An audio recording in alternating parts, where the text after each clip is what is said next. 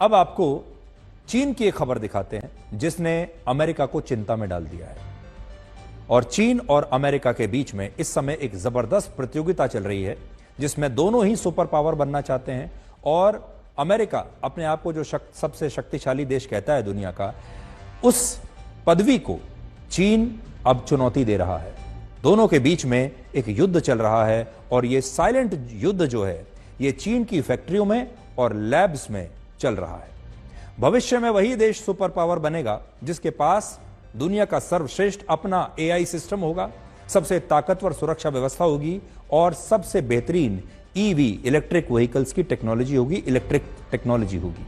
और China in तीनों ही मोर्चों पर अमेरिका की बराबरी तक पहुंच चुका है। चाइनीज का जो उनका नया एआई टूल आया है जिसका नाम है डीप सीक। डीप सीक ने अमेरिका की चैट जीपीटी, गूगल, जेमिनी और मेटा और अमेजॉन जैसी बड़ी बड़ी टेक कंपनियों को पीछे छोड़ दिया है। टेक्नोलॉजी एक्सपर्ट्स डीप सीक के एआई मॉडल्स को अब तक का बेस्ट एआई टूल बता रहे हैं। और डीप सीक एआई की खासियत यह है कि यह आपके सवालों के जवाब बाकी के एआई टूल्स के मुकाबले ज्यादा सटीक और तेजी से देता है। डीप सीक एआई गणित, सॉफ्टवेयर कोडिंग और कई तरह के अन्य टास्क देने पर ज्यादा बेहतर रिजल्ट्स दे रहा है। और सोशल मीडिया पर कुछ लोगों ने डीप सीक और चैट जीपीटी प्रो से एक ही सवाल पूछा जिसका दोनों ने अलग अलग जवाब दिया। और दोनों ने क्या किया आपको दिखाते हैं। डीप सीक और चैट जीपीटी से कहा गया कि वो एक घूमता हुआ त्रिकोण बनाकर दिखाएं जिसके बीच में एक लाल बॉल हो। चैट जीपीटी ने एक ऐसा त्रिकोण बनाया जिसके बाहर बॉल चिपकी हुई थी और डीप सीक ने इस सवाल को सही तरह से समझकर जो दूसरा चित्र है, दूसरा जो डायग्राम है वो बनाया। देखिए दोनों में फर्क देखिए, एक ब्लैक में है और दूसरा व्हाइट में है। सवाल यह था कि एक ऐसा घूमता त्रिकोण बनाएं जिसमें एक लाल बॉल हो, यानी त्रिकोण के अंदर लाल बॉल होनी चाहिए। डीप सीक एआई ने त्रिकोण के अंदर ही इस बॉल को रखा, लेकिन चैट जीपीटी इसे नहीं समझ पाया। कई एक्सपर्ट्स का कहना है कि सामान्य ज्ञान से जुड़े सवालों में भी डीप सीक चैट जीपीटी के मुकाबले 97% तक बेहतर है।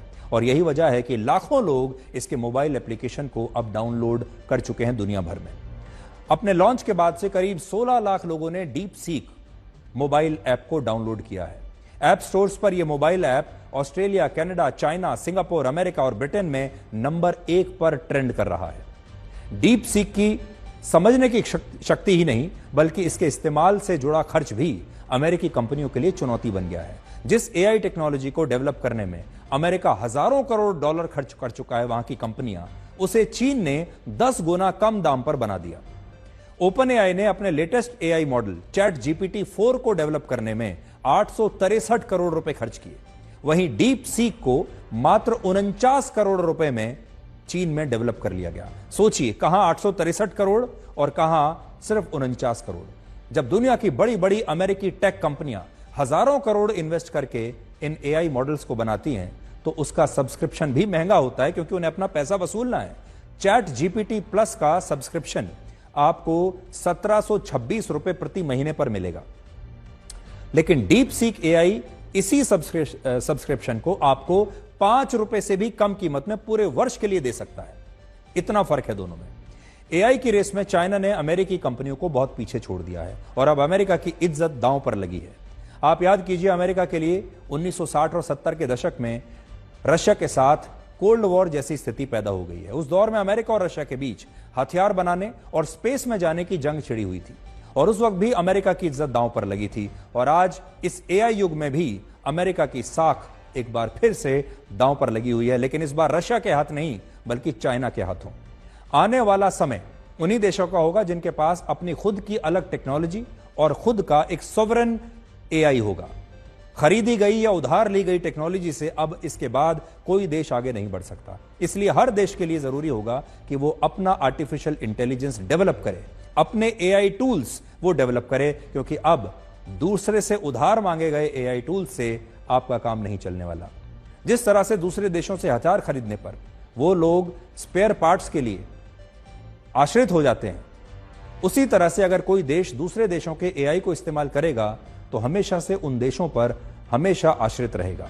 अमेरिका ने अपना एआई बनाया, चीन ने अपना खुद का एआई बनाया, भारत के पास अभी तक अपना कोई एआई नहीं है, कोई एआई टूल नहीं है। भारत में अब तक इस बात की प्रतियोगिता होगी शायद कि इन दोनों देशों ने जो एआई टूल्स बनाए हैं उनका प्रयोग कैसा करना है।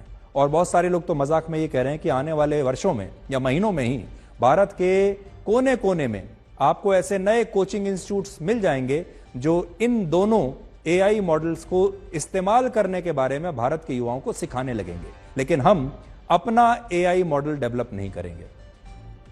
इलेक्ट्रिक व्हीकल के मामले में भी चीन ने अमेरिका को पीछे छोड़ना शुरू कर दिया है। जिन ईवी कारों को लेकर अमेरिका की टेस्ला जैसी कंपनियां दुनिया भर में धाक जमाती हैं, उस सेगमेंट में चाइना दुनिया का सबसे बड़ा प्लेयर बन गया है।